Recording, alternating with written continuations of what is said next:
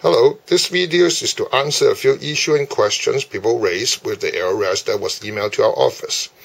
Okay, this is the AeroRest package. Inside the package we have a few things.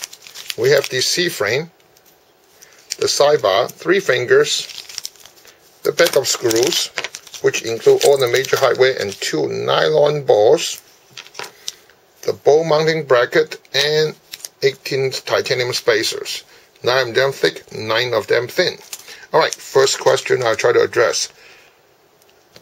Which hole should you use to use it, and why why the mounting bar is not solidly locked into the side, which it should? Well, we designed AeroRest to be using cock feather up, cock feather left, cock feather right, and cock feather down. Most people, like myself, prefer cock feather down, but all 6 holes give you the versatility of doing anything. But there is no known method to absolutely guarantee to put this piece in once and for all solid. So what we do is that after you make that decision, this is what you do. You close it close enough, you drop a drop of super glue right between the gap, you turn this thing down as tight as it could be, you technically weld the piece because this uses 0.5 millimeter threads, and the super glue will fill that, and this is as good as welded. Now, next question. How is this AeroRest adjustable for vertical? Since nobody's seen only horizontal but no vertical adjustments. This is what you do to get the vertical adjustments. You see this bar is round, and this hole is round. So this is how exactly you adjust the AeroRest vertically. This way and this way. See this?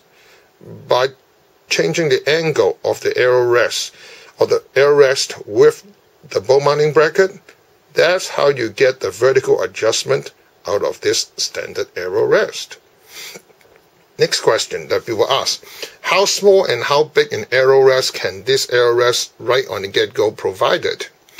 Well, we know that with this spacer, it can go as small as a Gold Tip Kinetics 300, which is about an XS Aero 300. If you need more, we do offer a titanium spacer pack, which will let you do Aero as small as the Carbon Express Nano. I will show you how it's done. I make up a few pieces, so we don't have to do it side by side, one after the other. First of all, I want to show you the new updated menu have included a lot more arrows. The smallest we show on this arrow is the ACC 3L04, which is 231. And the biggest arrow we show is the Gold Tip XXX, is a 422. Okay, I'll show you the 3 rests that we have done. The first one I'm going to show you is the Gold Tip XXX. Now you can see the first thing you do is that you tighten this 2 part, and you notice it's barely allow a XXX to pass through with a little bit of pressure, which is no good. Unless you're shooting crossbow, you don't want any pressure on the ball. So what you do is that you remove the top finger, and you can see that we actually designed the AeroRest to allow. I'm just going to show you what it means. Allow the XXX to pass through. At the same time, this is how much fletching clearance we have with the system. You can see it's quite dramatic.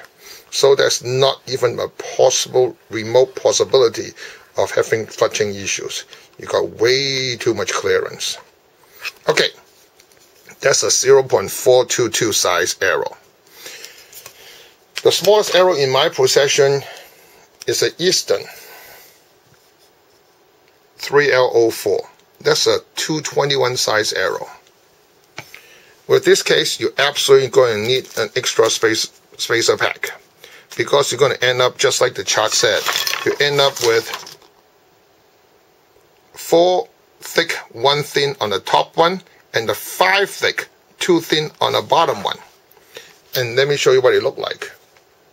It gives you about 5,000 clearance on the very top.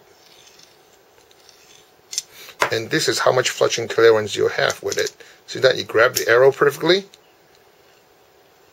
and this is the fletching clearance you're looking at. I take a closer look, you can see how much fletching clearance that is. Okay. On the standard, which most people do, like a Carbon Express, Maxima, a Gold Tip, Pro Expedition Hunter, or a Standard Victory, or a Carbon Tech, you're pretty much on the same category of 0.30. And this is what it's going to look like. And this is how much clearance you're looking at. So that's really a non-issue on the clearance. Okay, now address the next question of sound. As you can see, the ball is extremely perfect because it's ABAC 5. Now the issue is on how smooth and how quiet is the arrow itself. Now in this case, this is the worst case scenario, which is like an ACC arrow because it's carbon and aluminum. You should make the most amount of sound. But if you draw your arrow smoothly, that's about all the sound you're going to hear. But if you jerk it, this is how much sound you're going to hear. Well, there's multiple ways to handle it.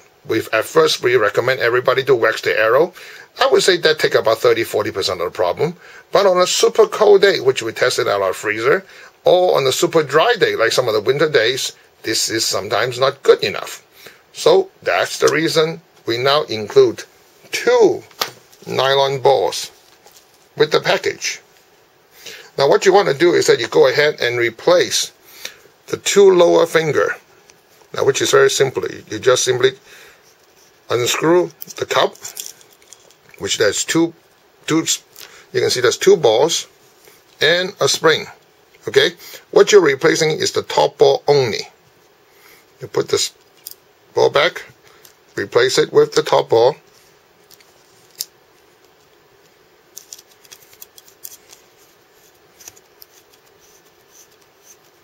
and do the same thing for the other side.